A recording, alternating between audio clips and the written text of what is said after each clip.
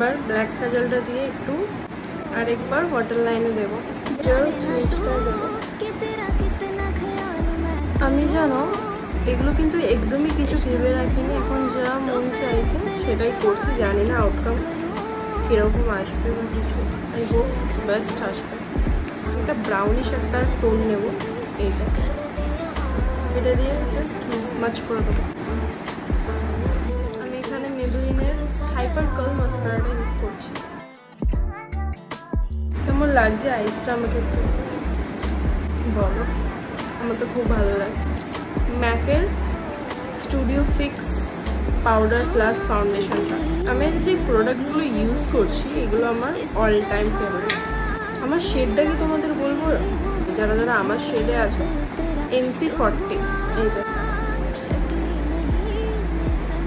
C the difference.